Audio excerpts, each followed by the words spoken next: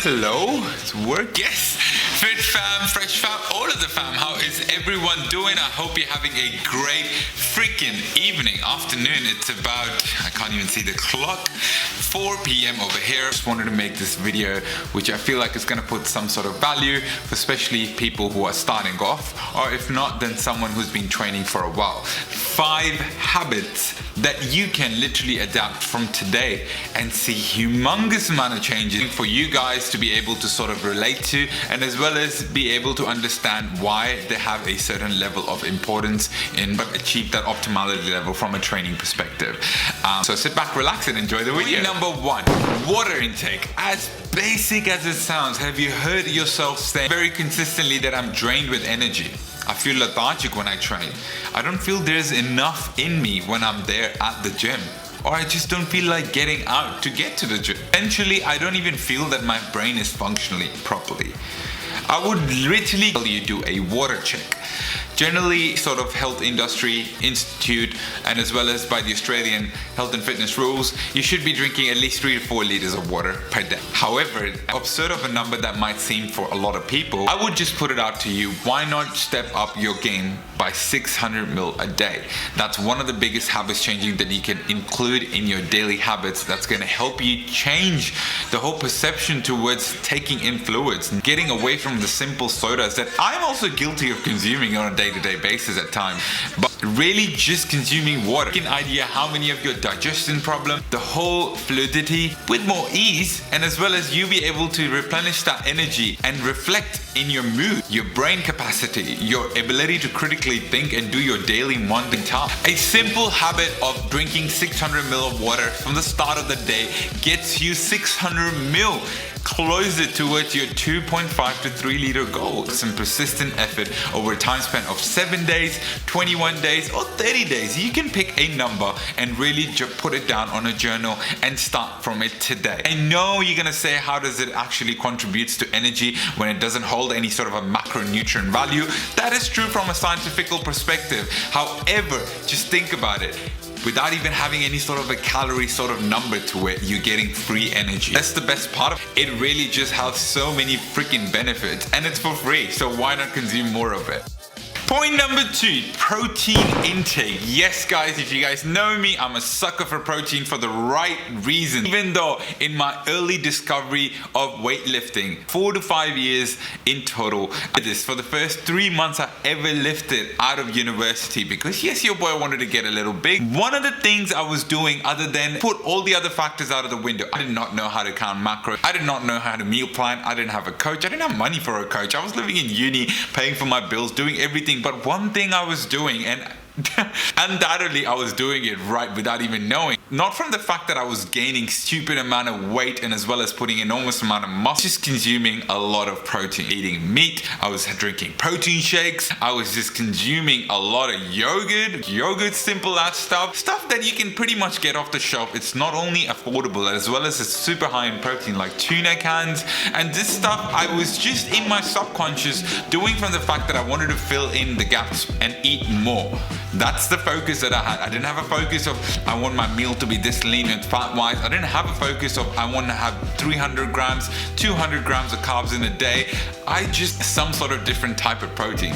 And believe me or not, it got me to places in very early years of my lifting. Like half of the people I see struggling, family members and as well as my clients, in the early stages of lifting, is purely from the fact that they just cannot get their head around in terms of consuming more protein. They always feel the need of consuming a protein shake when they go work out, and when they don't, they stop. When they are sitting down at a table, when a great meal is made, that's when they feel the need to have a big protein. So it's like a meat of chicken or beef or roast, but they don't want to go out of the way and consume extra protein. You have no idea from either of the line of the spectrum you're sitting at, if you want to lose weight, so you want to lose fat and you want to gain muscle, or at the same time you want to bulk. Protein is going to be your best friend. But don't overcomplicate this. Keep it really simple. Have 0.8 gram to 1 gram of your body weight. good source of protein coming from lean meats. Don't need to go out there and grab the cheapest meat out there. Spend a little bit on yourself. It's stuff that you're gonna reflect in your training. The thermogenic effect of it from a fat loss perspective is the highest. So if you're trying to lose weight, you're gonna have the biggest bang for the little buck. Like, you put all this effort in the gym, but at the same time, you're not replenishing your muscles with the right macronutrient. You can start basic. If you eat one meat a day, which you really like, eat it 2 times a day. If you eat one meat 2 times a day and you get bored of eating meat, switch it down to the meat. All it is building blocks, which are known as amino acids. It's gonna help you replenish your muscles. It's gonna help you recover. It's gonna help you lose weight. It's gonna help you put on muscle at the same time. So why not? No, seriously. Go get that jar of protein right now.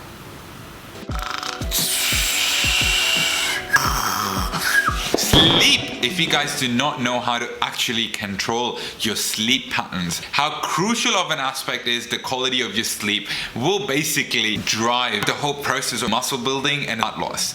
Doesn't matter from a physical activity, your general metabolism, your general mood, your mental functioning, everything relies on the amount of recovery you kind of give your body. When you lie down in that bed, when the lights shut down, when the phones have been put away, the hours starts ticking for your sleep. That's the number that's gonna make the most amount of difference. I remember this very crucially, and I don't work with other people example but myself. The most amount of gains I was making in my early years of university when I was training hard like an idiot, but I loved it, was I used to train, I used to go to uni, I used to come back, did all the other things as well with terms of socializing, but my sleep was on the spot. My classes didn't happen later in the afternoon or evening. At times I was not working during the day. This was the days of my part-time jobs.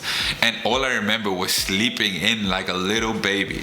And my God, that helped me from recovery perspective. I was training 6 times of the week and I was training hard. It was the days where we used to have Big Man on campus, Steve's cook plan on bodybuilding.com, and I used to follow it religiously, or even better, I used to add more sets and reps to it just to feel like I needed to catch up, which I did to a certain extent, because I never did this in my teenage years. I only started this in my early to late 20s properly. So I guess I did have a bit of catch up to do, but coming back to the point, the one factor I had even knowing, like I said, was sleep. Have you ever realized that no matter what you do during the day, your sleep drives it? Have you ever sat down on a table in the afternoon lunch in your office or at school and felt like you're almost about to slug out, regardless of the fact how much you've slept? And now imagine if your sleep is out of the window, you're sleeping 4 to 5 hours, you're sleeping late, you have your phone in your hand every night with the social media or a bunch of other things that you could be doing in bed, body to recover and actually function and give you that recovery period at night.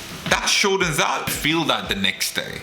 Mentally, physically, your inner world and as well as your outer world all turn into a bit of a shit show. And I'm just gonna be honest with you, as simple as this sounds, just reconsider this. Try one day to sleep, if you sleep 4 to 5 hours only, maybe 6 to 6.5 hours for starters. If you sleep already 6 hours and you don't feel that it's enough, try to push that number to 7.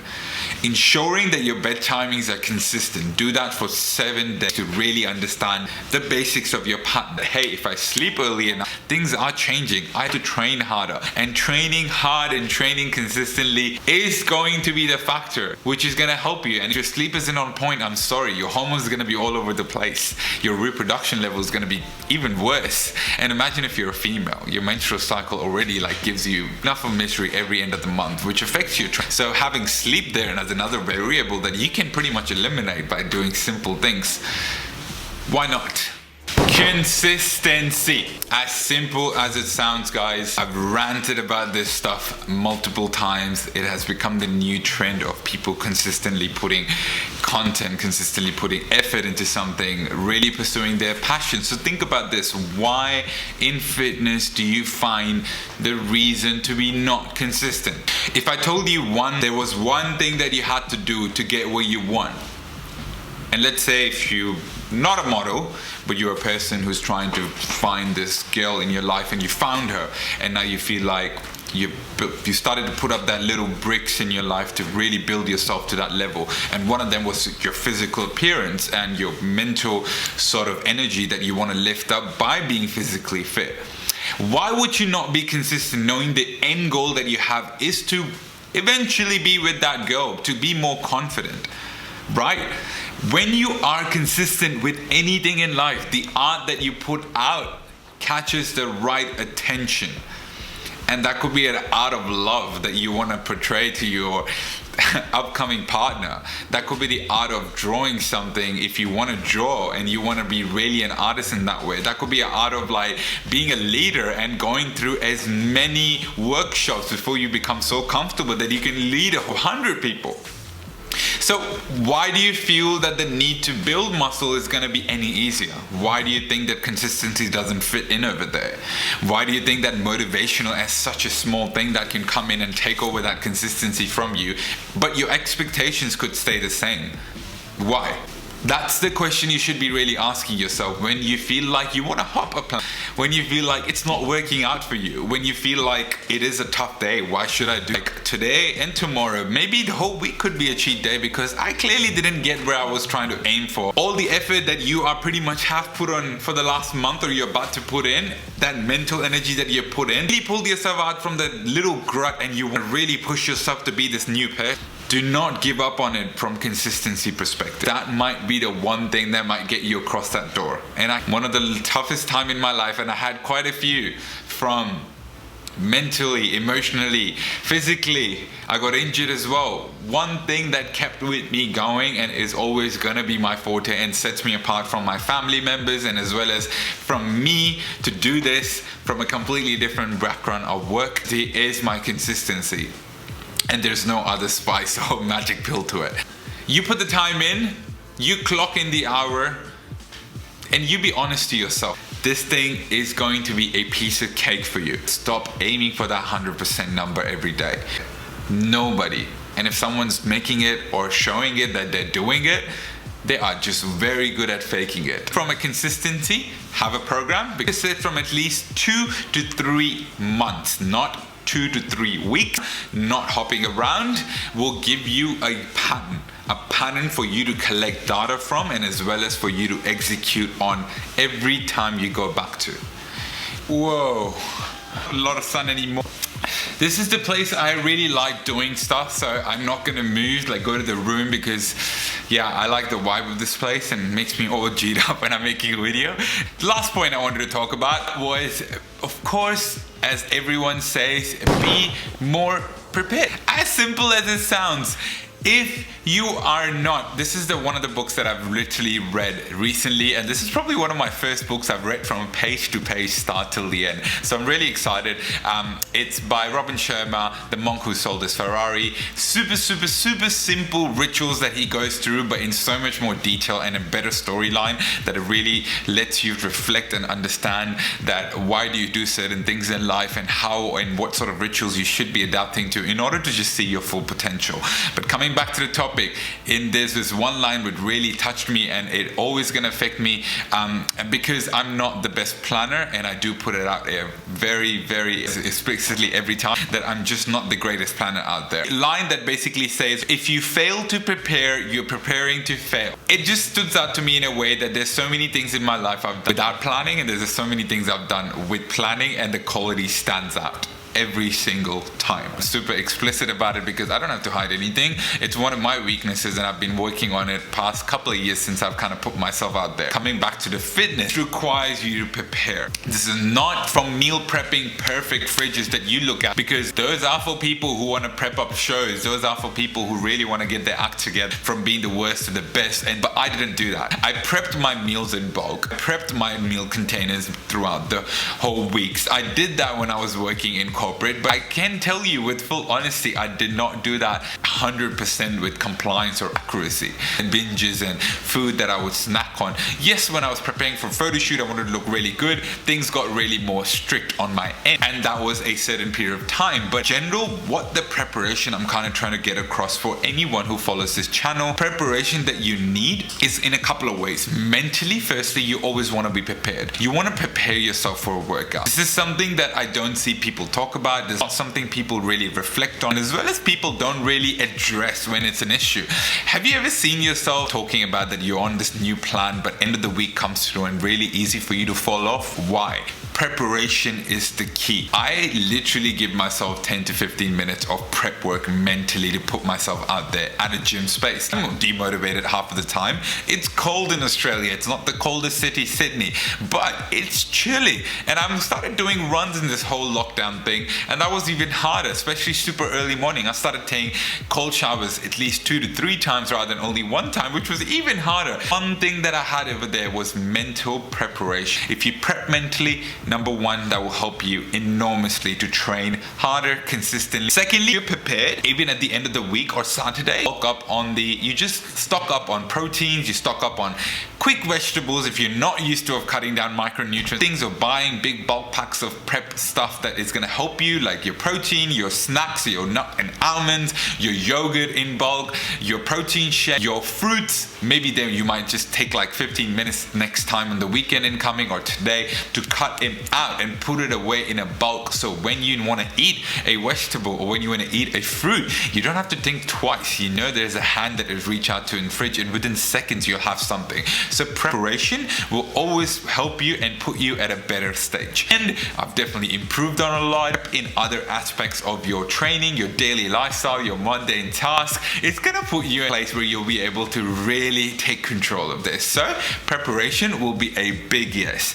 A trusted system comes from preparation, a system that you can repeat, a system that you can rely, and the system you can fall on. That's all I believe on very truly. But these are the 5 habits, guys. Like, these are the 5 habits that are gonna help you enormously change your game to gain more muscle, lose more fat, be more consistent in the gym, and as well as see great changes in your physique. It's the thing that is gonna set you apart from people who are putting the same sort of energy but for a shorter burst of time. If you do this 1% at a time, it adds up to a lot by the end of the year. Even not the year, then the quarter of the year. And for all you need to see is 3 to 6 months for your body to really see the big changes, and as well as for you to build some strong habits that you can pretty much stick to for your lifetime. So I hope you guys enjoyed this. If you guys like the video, stay tuned to DK Vlogs for more videos incoming for fitness, fashion, and nutrition. Love you guys.